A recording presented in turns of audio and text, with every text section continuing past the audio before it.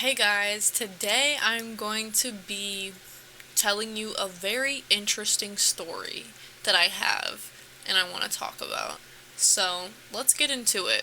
First off, little information is that I don't do drugs, but when I was in school, in high school, I did do drugs and I did a lot of them, and so I have a lot of interesting stories to tell regarding those times where I was doing drugs.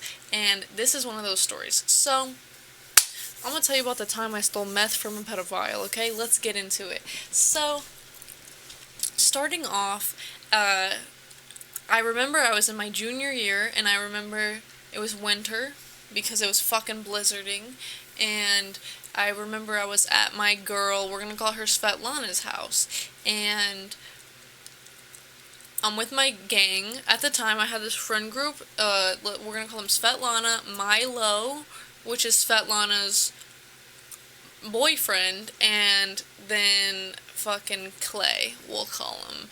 And we all hung out, and you know what I mean? We were in a band together, and we liked to do drugs.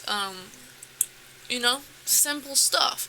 And it was a random, like, maybe it was like winter break or a weekend or something, but we were all at Svetlana's house and we had nothing to do and we desperately wanted something to do, and so we were like, oh my god, we need freaking drugs. What are we gonna do? Let's fucking look. And so we're all fucking looking. We're all on our phones, texting everyone we fucking know, trying to find some shit to do, and then out of nowhere, okay, like from God, I get a fucking text.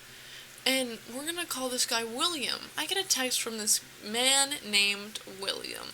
So, let me tell you about who William is.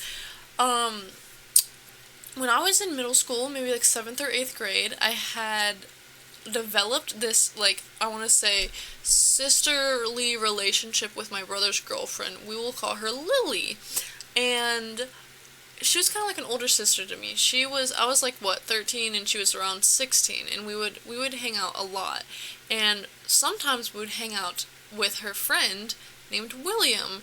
And I don't know exactly how old William is, but I do know that when I was in middle school hanging out with him, he'd already graduated high school. Bro was probably like 21, I'll say. And that's weird, you know? It's weird. You should not be in your 20s hanging out with a 16-year-old, let alone a 13-year-old, but whatever. I didn't see any issue with it at the time, and I thought he was cool and funny, and we would hang out, and he would drive us around in his car, and we'd smoke weed, and I think we did some stuff harder than weed before as well, but that's for another time. Anyway, like, I deadass remember this guy picking me up from middle school to smoke. Like, and granted, I never hung out with him alone, because that's crazy. But still, like, it was still weird. I just didn't see it at the time. At the time, like, it was completely chill in my head. Anyway, so that is how I know this William character. And I hadn't talked to him, but like I said, this was in middle school, and I'm now fucking a junior in high school. I hadn't talked to him in a long fucking time.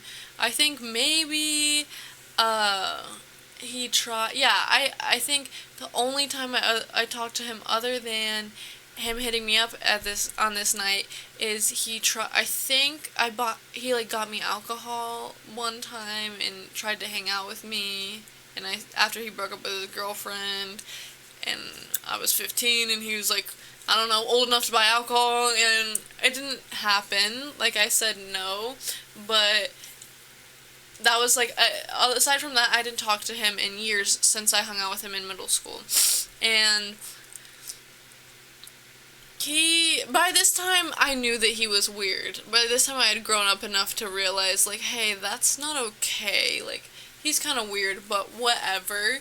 And anyway, so I get a text from him, and essentially he's asking me if I want to hang out with him, and I'm like, I don't know where this is gonna go, but I'll bite. Like, we're looking for something to do, I'll see what's up.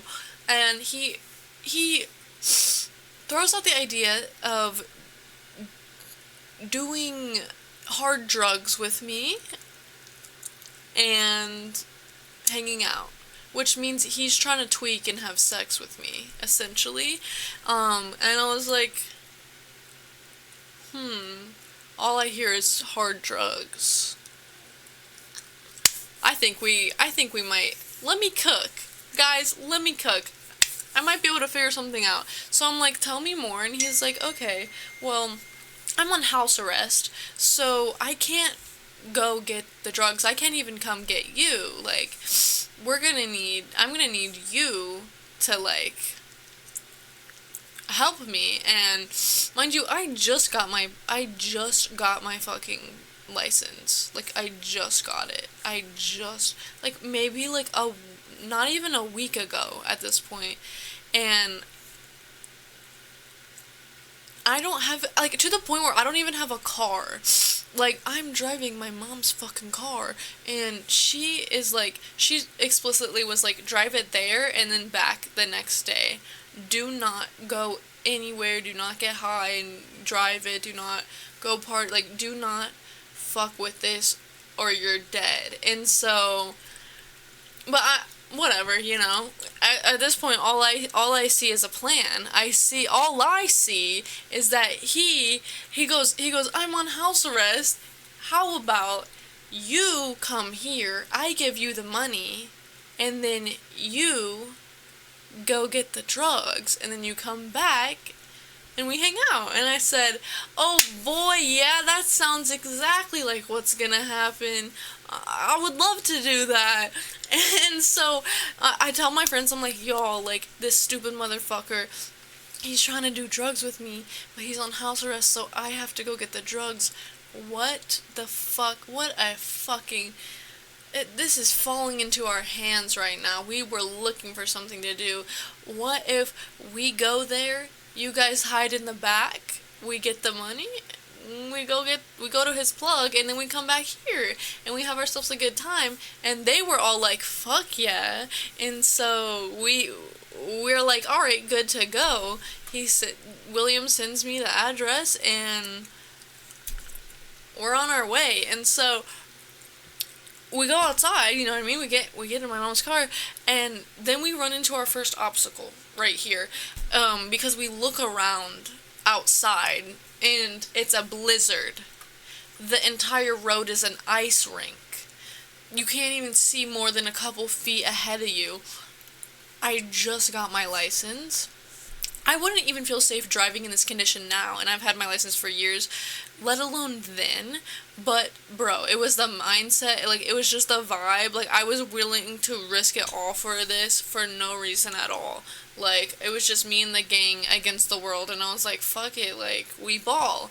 And so I get on the road, and it's night, but it's not that late, and I'm driving, and I'm realizing, oh, this is fucked. Like, this is gonna be one of those 20-mile-an-hour drives. Like, that's how bad. Like, I was going 20 miles the whole time, 20 miles per hour. Couldn't see anything in front of me, slipping around all over the road, and oh my god, it was like, I was so scared. I was so fucking scared. Like, it was awful.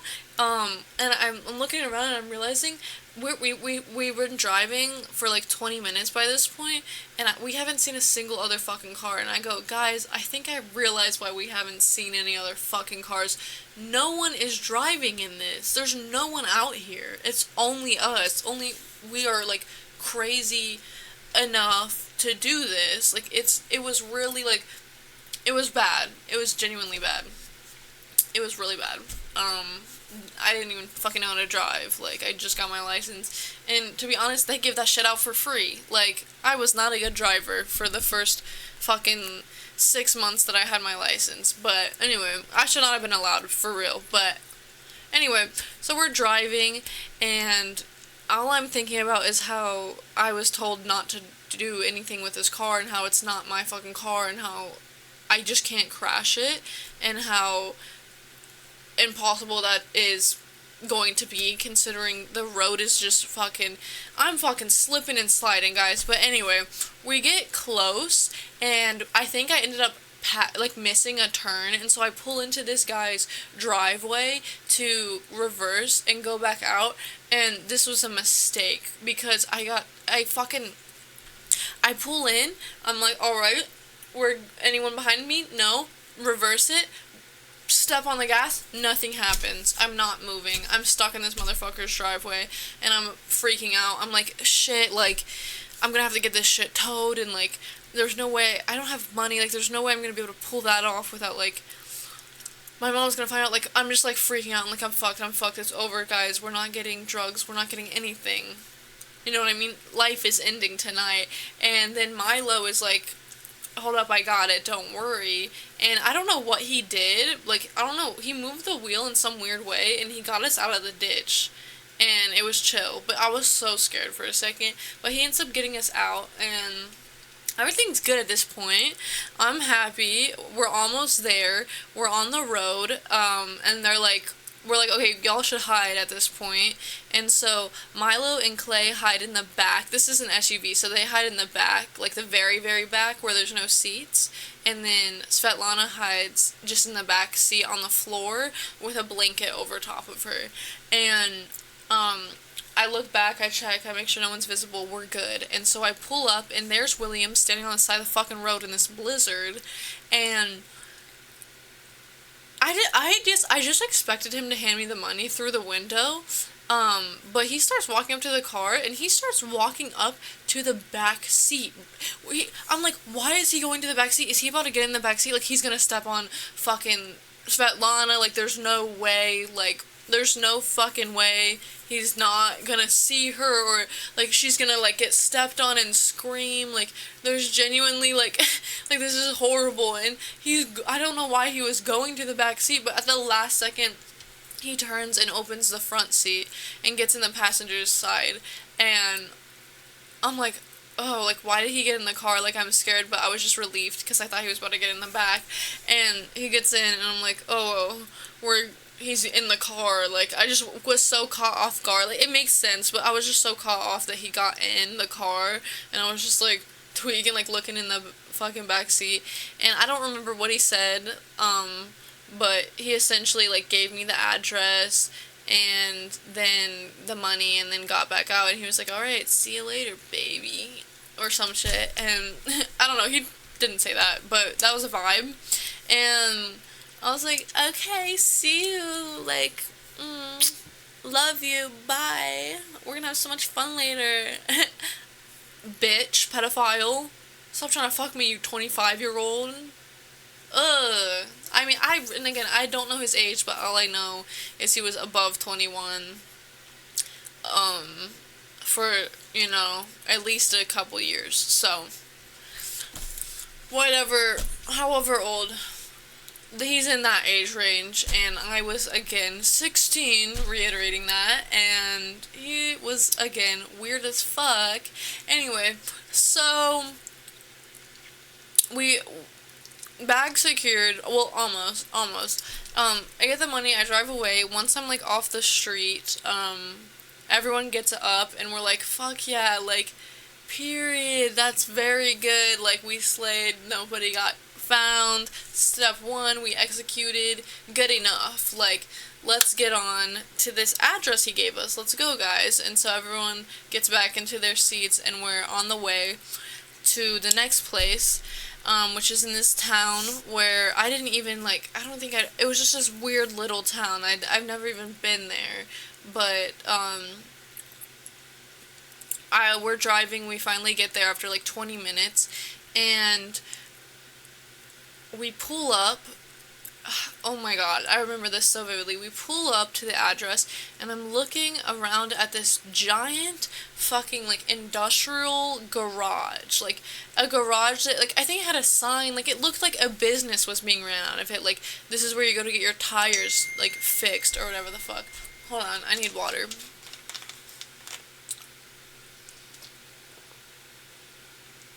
Anyway. So,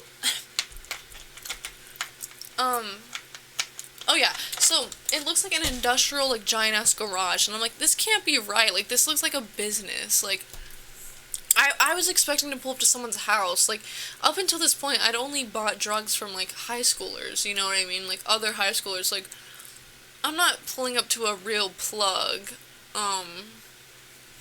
But, oh my god.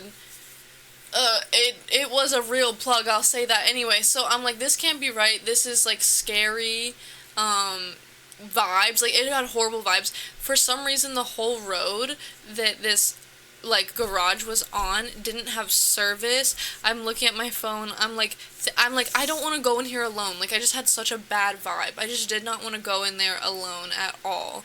Like, it was just, it just felt like it wasn't even the right place. Like, it felt so weird. Like, I was so thrown off. But anyway, I end up in my head trying to, like, justifying to myself that I, like, could bring someone else with me, and I was just like, I just can't go in here alone. And so I know that this plug is probably scary and they're not expecting anyone other than just me, and they might kill me if I bring someone else in here, but I, like, don't want to go alone, so I'm gonna bring Clay. And so Clay is like, okay, and so we get out of the car, and we go up to this garage, and we knock on the door, and, bro, when I tell you, like, when we walk up, we only hear, like, these, like, sawing noises, like, giant, like, I don't even know what the fuck it was, dude. I don't know what the fuck was making that noise. It was just, like, a giant, like, sorry, I need to turn my notifications off. It was just, like, a giant, like, like shredding, like, I don't know what the fuck. Well, I do know what it was, but at the time I was like, what even is, like, what is going on? And then we just see flashing lights. Like, it looks like the vibe of a fucking haunted house. Like, it's just, like, lights flashing and, like, sparks and shit coming from the inside. And we were just like, what is this? And after, like, a couple minutes of waiting, finally someone answers the door and fucking cracks open the door. This little fucking tweaker bitch, bro. Like, literally just, like, a meth lady. Like, that's the only way I know how to describe her. She, like, opens the door and she's like, who are you? And I was like, William sent me. And she was like, who is that? Talking about Clay. And I was like, my friend. And she, like, just stared at us. Like, she looked at him, and then she looked back to me, and then she looked back to him, and looked back to me, and, like, looked us up and down, and then was like, okay, like, looking behind us and shit. She looked at our car. Like, she was like, you don't have anyone else here, do you? And I was like, no. Like, knowing damn well there was two other people fucking in the car, and she was just like, there's no one else with you, right? And I was like, no. Like, what is this? Like, well, I thought this was just gonna be I thought this was gonna be a different vibe. And she's like, okay, come in. And so we fucking come in, and it smells like a haunted house, too, which I don't know if you know what I'm talking about, but it's like a weird, like, smoky smell that for some reason all haunted houses smell like. I don't know, maybe it's like a smoke machine thing, but it's just like that. It's it just smells like smoky, like weird smoky. And I turn the corner, and she just goes off to, like, this, like, seating, this, like, fucking fold out table with, like, a million pounds of drugs on it, and sits down, and in the middle of the room, we walk around this corner, and in the middle of the room is this man, and he has a welding hat on, and he's, like one of those scary, like, giant welding masks, and he's just welding, like, a giant, like, pieces of metal together. Like, I don't know, it was a sculpture, like, I don't know what the fuck it was, like, he was just welding metal together. It was so weird. It was literally, like, so, like, it was giving, like, I don't know, I don't want to say he was giving Tuco, but he was giving, like, unhinged, for sure. Like, I was like, oh no, like, this is about to be a crazy motherfucker, like, Jesus Christ, like, what did I just get myself into? Like, this guy's welding metal pieces together, like, no! And he didn't stop either. He just kept doing it. Like, we're standing in front of him, and I was like, And he just kept doing it for like 5 more minutes until he was done with the whatever part he was doing, and then he like takes off his mask and fucking, I'm having a stroke, fucking face reveal, and it's just this 40-year-old man. They're both like 40. I mean, they looked 40, but they were heavily doing meth. Probably, and so they were probably actually 20, but just looked 40. No, I don't know. They were definitely actually like 40, but they looked rough too at the same time. Anyway, so it's just this man, and I don't really remember what he looks like or sounds like, and I don't even remember what we talked about, because this was a couple years ago, and I fried my brain. Don't do drugs. And so I can't remember the specific details. I only remember the feeling of fear. I was so afraid. Like, I was so scared. And I don't know what, like, it was just so scary. Like, the vibes were just scary. Like, mind you, I am 16 at this time, and these are, I'd only ever bought from other kids. Like, I never bought drugs this hard, you know what I mean? Oh, that's a whole other aspect I didn't even talk about. I never have done hard, like, well, no, I did hard drugs, but never this. I never did this specific drug, and,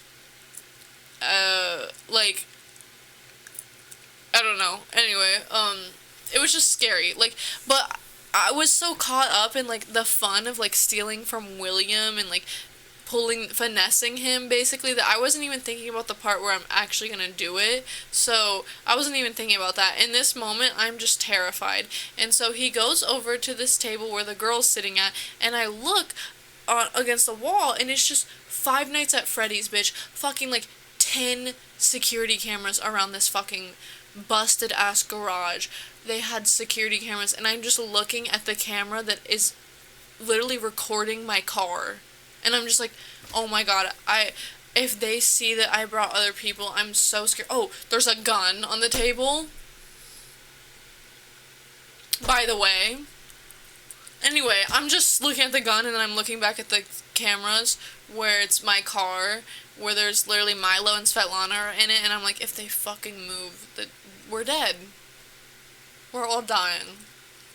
We're all gonna die. They're gonna fucking kill us. And in retrospect, they probably weren't going to kill us.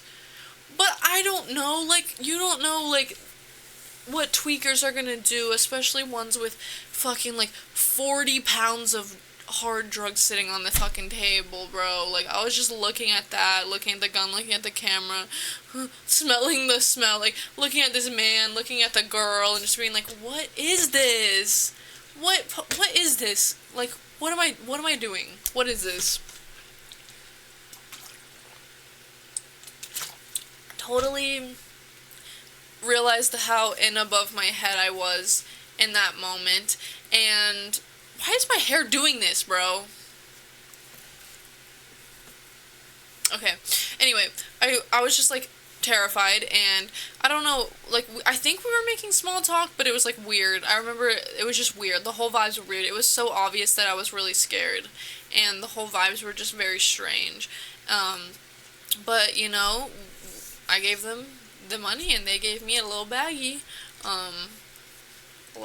of drugs, and finally, once because he measured it out in front of me. That's why it was taking so long, and it was so uncomfortable. He was, like, measuring it out in front of me, like, he didn't have it prepared or anything. And anyway, so we take it, and we get out, and I'm just so happy to get out, because the vibes were so scary. Like, there's just a tweaker girl, like,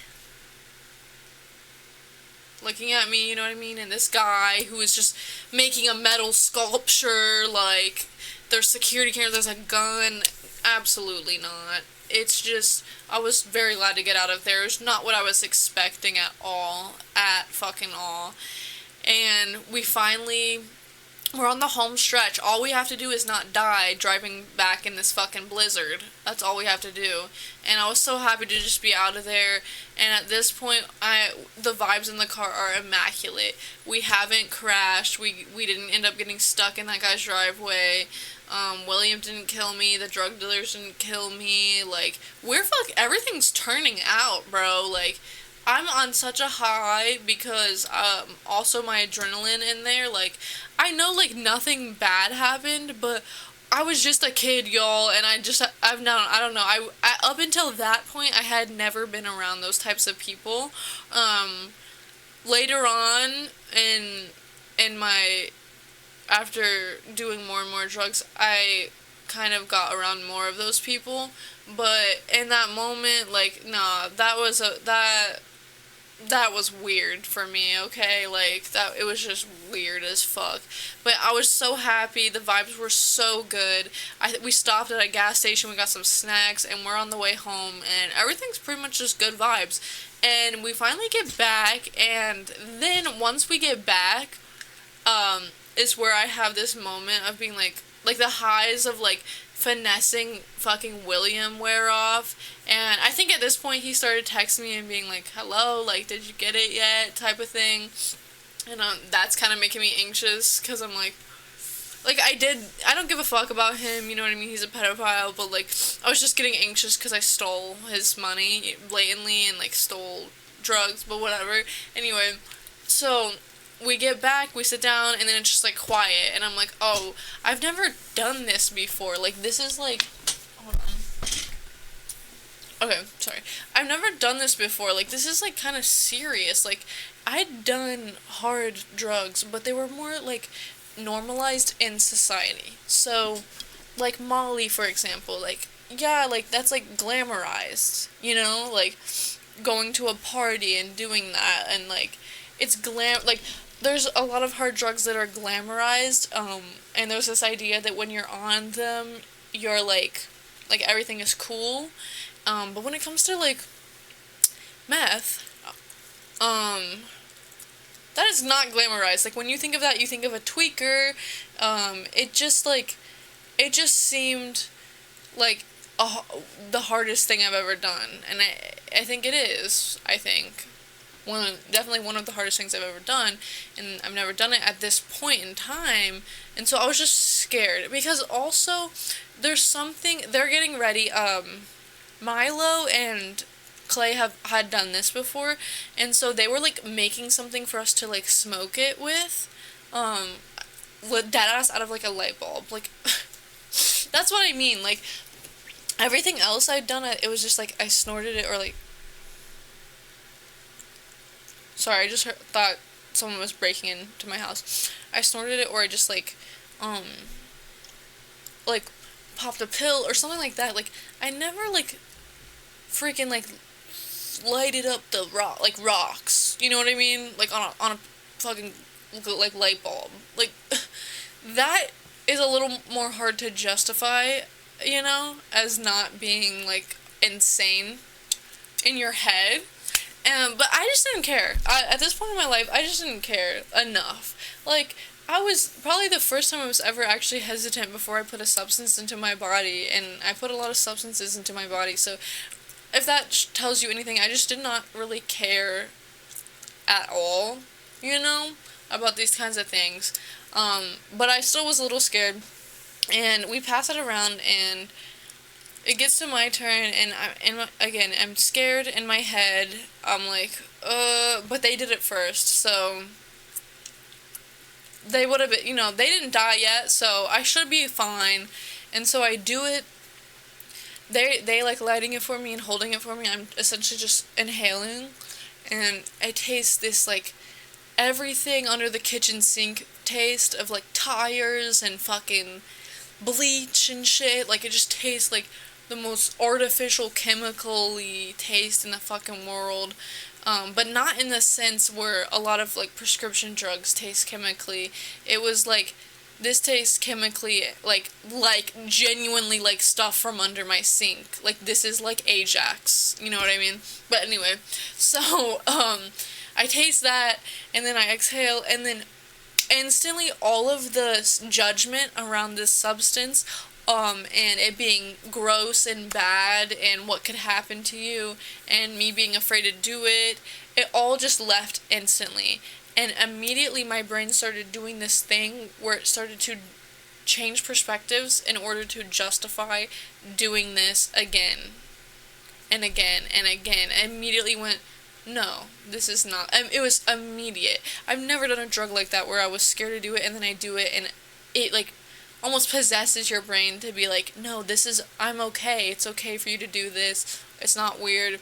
And who gives a fuck? Like there is this aspect where I would be like afraid of being judged for doing that, and it just goes away. You just don't care the second you do it. You're like, oh, like, judge, why would anyone judge me for this? You know what I mean? Like, this is not that bad.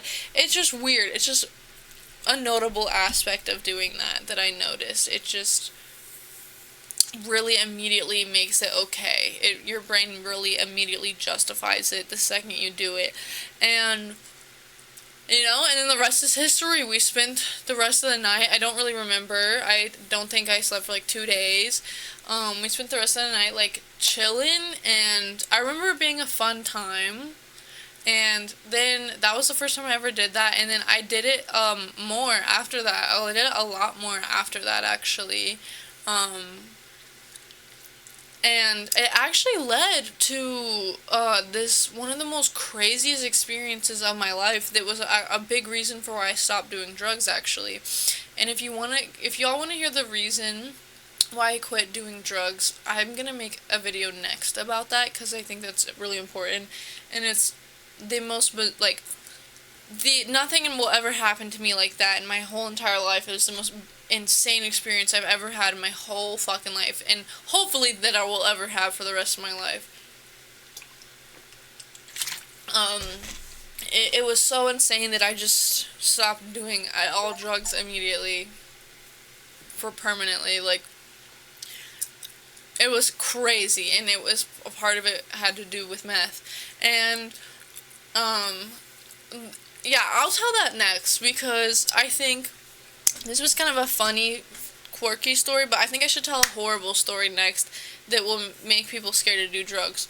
But this, at the end of the day, we fucking finessed that stupid motherfucker Pedophile, and it's okay to steal from pedophiles, and I think that he deserved that. And the rest of the night, by the way, he kept blowing up my phone, and at one point he literally went, I just was ignoring him, he dead ass was like, I'm trying not to say literally as much, he dead ass was like, I know you fucking stole this from me, but like, I don't give a fuck, like, we can do it again, like, we can try again, like, just come back and I'll give you the money and then we can actually hang out this time.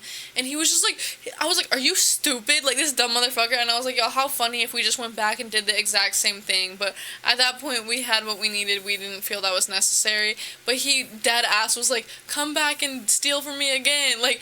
But I get it, like, he was going through addiction at that time, I assume, and so he was probably just, like, actually tweaking, and, like, he just, like, on the off chance that I didn't steal from him the second time, was like, please, like, come back, like, you can just keep all that, like, we'll call it even. And I was just like, damn, bro, you're, like, down bad. And I think he even, like, the next week messaged me again, asking to do that again, and I was like, what? I literally robbed your ass, like.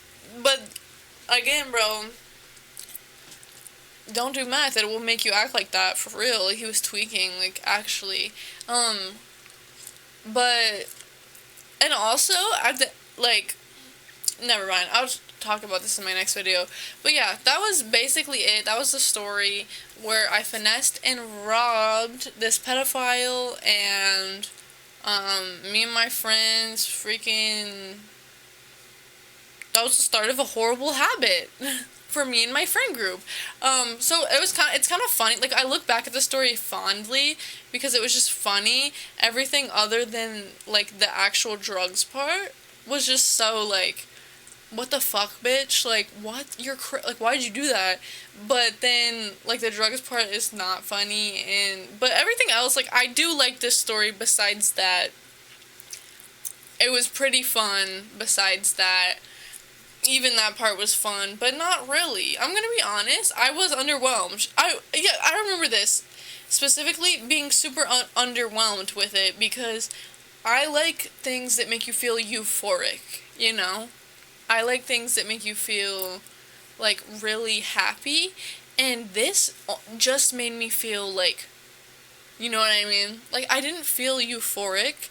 I didn't feel good. I just felt like, and I just felt like I just kept wanting to do more. But it just felt like Tweakerville. Like, it didn't, like, I just know, like, that is not my favorite substance. That is not my drug of choice. I'll say that. Like,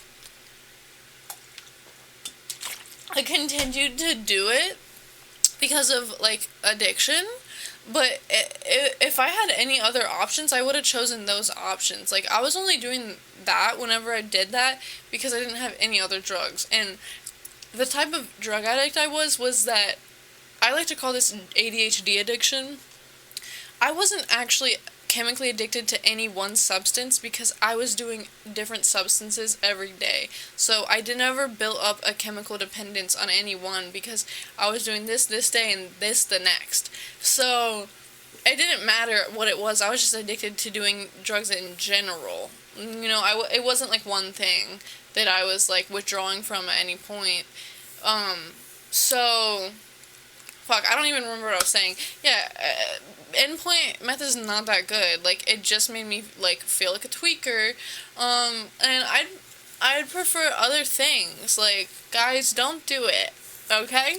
It's pretty bad for you, and it's not that good. But, you know what you should do is steal from your local pedophile, so that, I guess that should be the moral of the story instead. So, steal from pedophiles and, like, billionaires and stuff, basically. And that's it. And again, I'll get you guys later with the I don't even know what to call it. The experiences that made me quit doing drugs. We'll get you guys with that next time because those stories are crazier. Those stories are fucking crazier. But there's two specific stories, and I'll never forget those days for the rest of my fucking life. So, stick around for that, and thank you for watching, and, bye! I don't think I wait, never mind, I'm having a stroke.